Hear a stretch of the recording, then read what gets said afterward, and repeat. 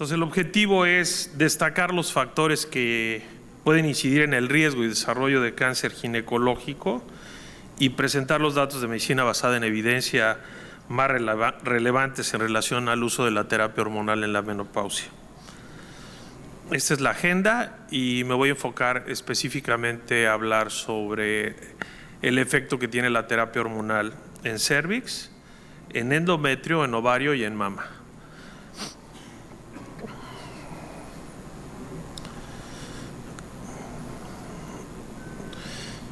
Ya he comentado sobre el estudio WHI respecto a la publicación y el motivo por el cual el estudio fue suspendido fue específicamente por accidente cerebrovascular y no por cáncer de mama como mucha gente piensa. Los datos se separaron específicamente por accidente cerebrovascular. Del estudio WHI se han publicado cerca de 2,000 artículos o papers, como quieran llamarle, adicionales, donde ha sido subdividido en categorías y con estilos de vida, con dieta, de si toma calcio, si la mujer corre o no, si tiene esposo o no. O sea, hay muchísimas publicaciones a raíz de ese estudio y este justo es uno de los brazos de ellas, es la incidencia de las anormalidades en la citología vaginal de acuerdo a edad en este mismo estudio. Y como ustedes pueden observar, la terapia estrógeno-progestina se asocia con un aumento de las anormalidades en la citología, aunque esto no tiene impacto en lesiones intraepiteliales de alto grado ni en el cáncer de cérvix. Dicho de otra manera, si ustedes dan terapia hormonal a una paciente, en cérvix realmente no va a tener ningún problema. La única asociación que se ha visto es cuando usas anticonceptivos hormonales en mujer joven, el escenario cambia, sobre todo cuando das más de 5 años y la paciente tiene asociado virus del papiloma humano, particularmente de los serotipos 18 y 16. Otros trabajos no han podido demostrar la asociación de adenocarcinoma, de células escamosas y de cérvix. Entonces, de tal manera que el primer mensaje sería, yo le puedo dar con toda libertad a una paciente que tiene cambios citológicos terapia hormonal, la respuesta es sí.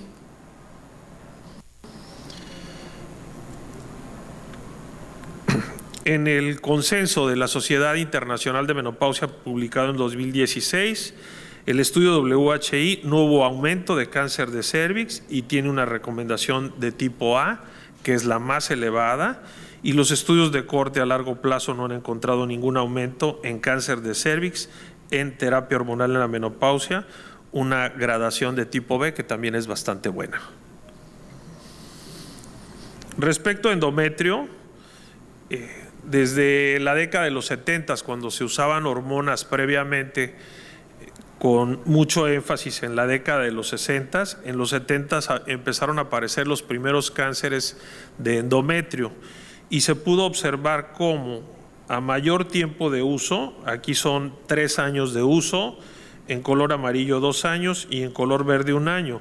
Evidentemente sabemos que cuando tú das estrógeno solo se producen cambios proliferativos y pueden desarrollar cáncer de endometrio, y cuando agregas una progestina, como es el caso aquí de acetato de medroxiprogesterona, proteges el endometrio. De tal manera que hay estudio del 1.000.000 de mujeres para endometrio, estudio del 1.000.000 de mujeres para ovario y estudio del 1.000.000 de mujeres para glándula mamaria. En el estudio del 1.000.000 de mujeres para endometrio se pudo observar cómo los cambios que tenían algunas particularidades. Por ejemplo, la tibolona, a pesar de ser una progestina y tener un efecto progestacional, se vio que también tiene un riesgo relativo hasta de 1.7. Entonces, la tibolona, igual que un estrógeno, porque se une al receptor estrogénico, debes de estar midiendo el espesor endometrial cuando tú tienes a las pacientes con tratamiento. Desde el punto de vista del rol que juega el ultrasonido, es muy interesante, y yo les diría que si ustedes tienen una paciente con un punto de corte de menos de 4 milímetros, realmente no vale la pena ni siquiera hacerle biopsia, sobre todo si es una mujer mayor. Recuerden que la mujer adulta puede sangrar también por atrofia, por un efecto que se llama factor angiogénico. Entonces tienes que tener perfectamente bien identificada, y la sugerencia sería, desde luego, si no estás convencido, hacer la toma a través de una histeroscopía. Ya no se deben de hacer tomas de biopsia ciegas, porque quizá tomas el tejido de donde no es el ideal, y quizá esa mujer puede tener un pólipo pequeño o algo. Entonces, implica un gasto, sí, desde el punto de vista gubernamental es difícil, pero finalmente esa es la realidad. Para endometrio tendríamos dos consideraciones. Uno, sabemos que induce estimulación y proliferación del tejido. Sabemos que el sistema intrauterino de levonorgestrel, específicamente el de 52 miligramos, que libera 20 microgramos por día el primer año y 15 del segundo al quinto año, te genera una protección. Realmente yo soy un fan de usar terapia hormonal transdérmica y el uso de levonorgestrel en sistema intrauterino. Me parece que es una extraordinaria asociación, y vale la pena también considerar, porque el laboratorio te va a decir que sirve para 5 años y eso no es cierto. El sistema intrauterino en este tipo de mujeres te sirve hasta por 10 años, porque libera de 8 a 10 y es lo que necesita. De tal manera que si tienes una mujer a la que tú se la pusiste a los 40 años y ya entró en la perimenopausia, se lo puedes dejar tranquilamente hasta los 50 años, no se lo cambies, le va a servir de protección y le puedes dar la terapia en la forma que tú consideres si esa mujer tiene sintomatologías. Respecto al endometrio, el grado 1 o 2 de tipo endometrioide te permite dar tratamiento, de ahí que es importante poder tener estratificado el tipo de cáncer. Respecto a ovario, el estudio más grande que hay en la literatura es el estudio Dobbs, y que tiene cerca de 1 millón de mujeres. En el estudio Dobbs de terapia hormonal, vean el seguimiento muy largo, y se estudiaron particularmente los tumores de tipo epitelial, el seroso, el endometrioide, el mucinoso y el de células claras. Cada uno tiene una particularidad diferente de acuerdo al tiempo de uso de la terapia hormonal. El tiempo aquí va de 1 mes a 4 años, de 4 a 7 y de más de 7 años, que es lo que está en la base de la diapositiva. ¿Qué tienes que evaluar? Bueno, pues la primera conclusión sería que en el seroso, particularmente si das el tratamiento a más tiempo, probablemente se asocie con riesgo. Sin embargo, cuando tú ves un endometrioide, disminuye en proporción de tiempo. Lo que valdría la pena analizar es que el riesgo es muy bajo, y yo diría prácticamente nulo de acuerdo a las consideraciones, si tú te apegas al punto de corte actual, que son 5 años.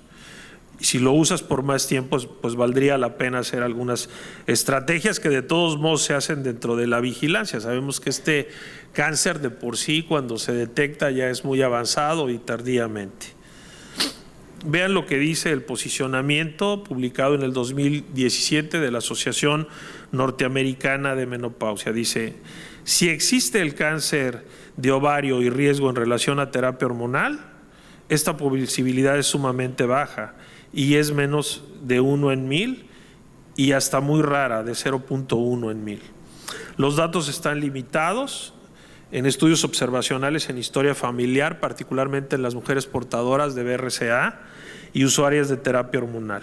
De tal manera que en el estudio WHI no hubo un efecto significativo cuando se publicaron los a 13 años de seguimiento.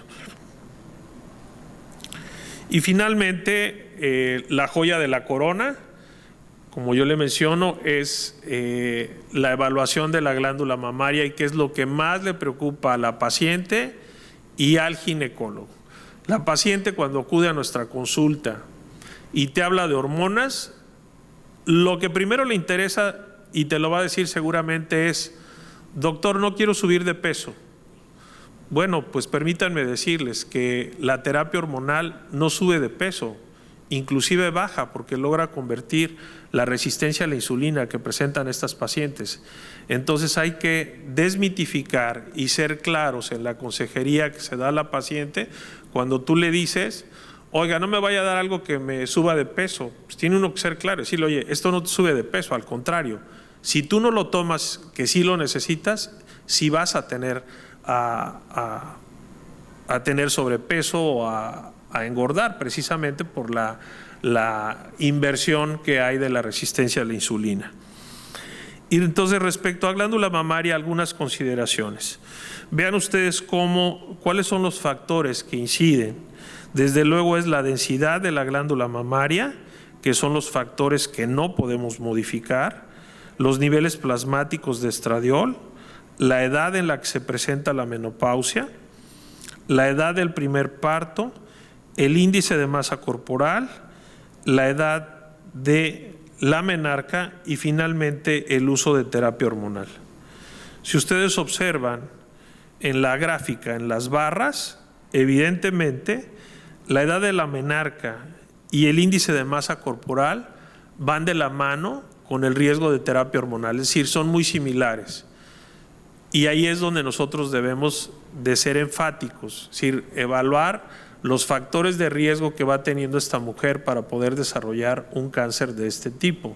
Por sí sola la obesidad sabemos que te puede llevar y tener mayor prevalencia en los datos de cáncer mamario.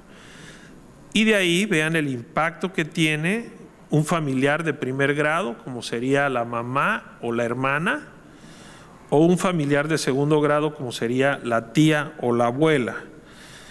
Y habrá que ir sumando cada uno de estos, es decir, dependiendo del índice de masa corporal, el factor antecedente heredofamiliar, la densidad de la glándula mamaria, o si esa mujer, por ejemplo, es fumadora y además bebedora de alcohol. Esta es la clasificación de Boyd. Ahí está también la clasificación de Wolf, pero particularmente esta es la que más se usa en el hospital donde yo laboré por casi 30 años, que es el Instituto Mexicano del Seguro Social en la Ciudad de México, y lo que te permite es poder ubicar, vean lo blanco de la glándula mamaria, que es la densidad, y que por ende la mujer va cambiando a través de la vida. Cuando tú tienes una densidad de cerca del 10% comparado contra ninguno, el riesgo relativo se aumenta a 1.2, mientras que si tienes un 25 a 50% de la glándula mamaria, se aumenta a 2.4, a 3.4 y finalmente a 5.3 cuando observas una glándula mamaria totalmente blanca. Y que tendrás que tener evidentemente el estudio por el radiólogo, el especialista, para que te pueda orientar en si en esa zona, con esta clasificación, pues no existe realmente ningún cáncer oculto, ¿no? Respecto a lo que ha publicado el National Comprehensive Cancer Network en relación al uso de alcohol, pues son datos que están ahí y bueno, yo coincido con el doctor, no es que uno quiera que sean santas y demás, hay que disfrutar la vida, pero bueno, hay que hacerlo con moderación. Lo que está evaluado en estos documentos es que si consume 30 mililitros de licor por día, que equivaldría a licor, tomar whisky, vodka, coñac, brandy, etcétera, a 180 mililitros de vino, y aquí quizá los europeos pues quizá no puedan coincidir con esto, dado que todos son muy buenos bebedores de vino, y finalmente una cerveza de 240 mililitros, que es lo que está publicado en la guía del 2018. Existen 3 mecanismos de carcinogenicidad por parte del estrógeno. Uno es la estimulación y proliferación celular mediada por el receptor estrogénico. 2, los efectos genotóxicos que tiene incremento de las mutaciones a través del citocromo P450 que activan las vías metabólicas, y 3, la inducción de aneuploidías que se reducen en este trabajo. Este es el trabajo del Breast Cancer Research, Es un trabajo en el cual a las mujeres las siguieron durante 20 años a todo el grupo que incluyeron dentro de la estadística, que fueron 7,000 mujeres. Y les hicieron un seguimiento por 20 años para poder determinar cuál era el impacto real que tenía el estrógeno en los cambios de la glándula mamaria. Y lo que se pudo observar es que hay cambios en la hidroxilación, particularmente del carbono 16, tanto en el anillo A como en el anillo D, y evidentemente en el carbono 2 y en el carbono 4. Desde el punto de vista progestacional, el impacto más relevante fue que el progestágeno puede interferir entre el balance entre la apoptosis y la mitosis. De tal manera que hace un momento yo mencionaba en mi charla anterior respecto a riesgo cardiovascular que si la mujer tiene histerectomía, pues realmente el pensamiento, cuando yo la recibo en la consulta, pienso, oye, pues qué bueno que está histerectomizada porque me permite usar solamente estrógeno. Y aquí sería el mismo ejemplo. No se lo digo, pero yo lo pienso. Digo, bueno, qué bueno que no voy a usar una progestina porque lo único que necesito usar es estradiol. Y entonces, ¿por qué? Debido a este concepto que he marcado en color rojo y que tiene que ver con lo siguiente: la vía del metabolismo de la progesterona. Cuando los metabolitos de la progesterona toman la ruta de la 3-alfa hidroxiesteroide o toman la ruta de la 5-alfa reductasa. ¿Eso de qué depende? Bueno, pues depende de los factores celulares que tiene cada mujer. Pero si toma la vía de la 3-alfa hidroxi, es generalmente una mama normal, no hay cambios, no hay deterioro, la apoptosis se lleva normalmente, mientras que cuando toma la vía de la 5-alfa reductasa, aumenta la proliferación celular, el decremento y disminuye la apoptosis, pudiéndote dar una célula neoplásica. En relación a la terapia hormonal, finalmente habría que hacer la revisión de varios estudios y entre ellos de los consensos. Este es el revisado del WHI, que inicialmente se publicó con riesgo de 1.26, pero cuando se realizaron los datos de análisis 1.24. Realmente no cambia. Y vean el autor es Rowan Cheblowski, es un oncólogo que trabaja en San Francisco, en California, y desde mi punto de vista es la gente que más sabe de cáncer mamario y terapia hormonal. Este es el estudio del 1.000.000 de mujeres para glándula mamaria y nuevamente hace aparición aquí la tibolona. Recuerden que cuando la tibolona fue lanzada al mercado nos la vendieron como que para mujeres con riesgo en glándula mamaria, pues realmente tiene el mismo riesgo. Se debe hacer la misma evaluación que haces a una mujer que le das terapia estrógeno-progestina. Los cambios que hay. Vean una mujer que no tiene tratamiento, el cambio celular a nivel de KI67, y vean cómo cambian los núcleos celulares y son núcleos una célula multinucleada. Observen ustedes los puntos que hay en esta zona comparado contra la mujer no tratada, y de ahí la teoría del por qué las mujeres que usan estrógeno más una progestina tienen mayor riesgo de proliferación del tejido epitelial mamario.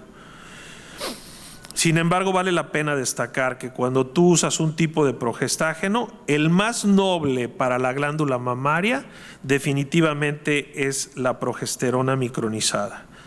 Aquí el mensaje sería: si yo tengo una paciente con antecedente heredofamiliar, con densidad mamaria elevada, que tiene sobrepeso, mi decisión seguramente sería darle como factor de protector en el útero a nivel de endometrio, le daría progesterona. Pero ¿cuál es el problema? El problema es que es caro porque no viene combinado en una sola caja. Entonces tienes que comprar el estrógeno y la paciente tiene que comprar la progesterona. Entonces, bueno, pues eso hay que ponerlo en la justa dimensión, pero observen cómo con otras progestinas aumenta. Vean la razón de momios, el riesgo relativo es muy elevado con otro tipo de progestinas. Vale la pena destacar lo que se llama lesiones de novo, y lesiones de novo es la lesión que ya existe previamente, que no podemos identificar en la glándula mamaria, pero que al tú darle hormonas va a ser el detonante para que se presente. Por eso es que es difícil y la evaluación de la glándula mamaria tiene que ser, cuando tú das tratamientos, al menos anualmente. Desde el punto de vista de los consensos, ya prácticamente para terminar, son estos tres.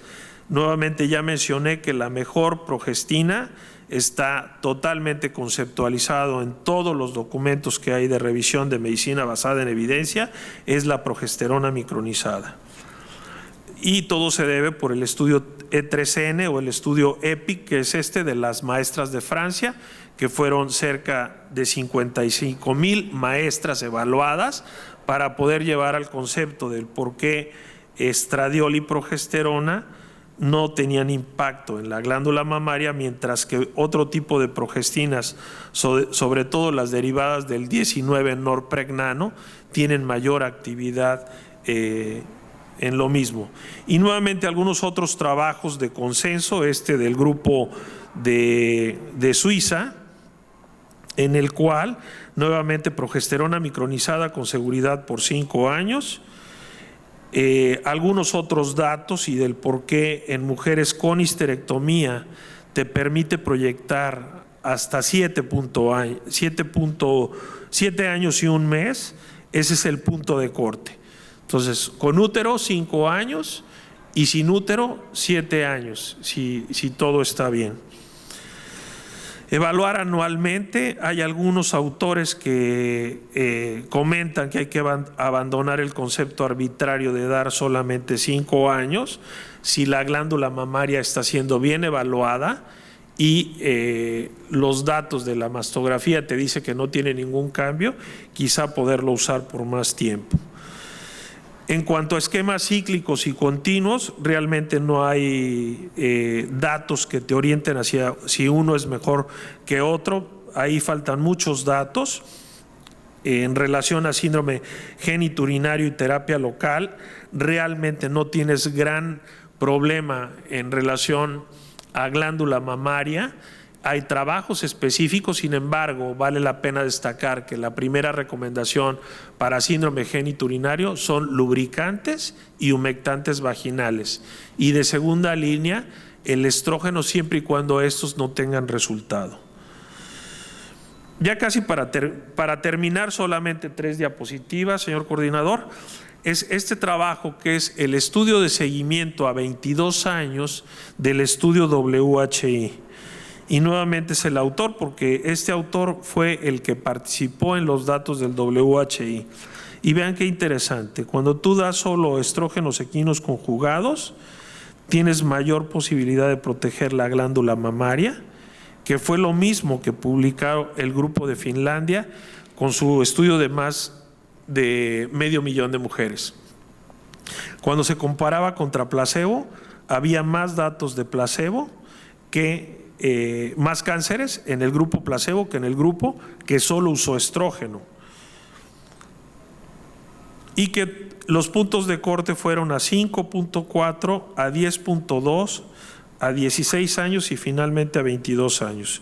Y ya para concluir esta diapositiva, que me parece la más contundente de todas, en el cual el estrógeno probablemente pueda tener a futuro y ser publicado que tiene un factor angiogénico de protección, porque es lo que demuestra después de este estudio, que es de muy largo seguimiento y que está muy bien hecho estadísticamente con la metodología específica, nuevamente para aclarar que el estrógeno solo tenía menos posibilidad de desarrollar cáncer de mama que las mujeres que no lo habían usado.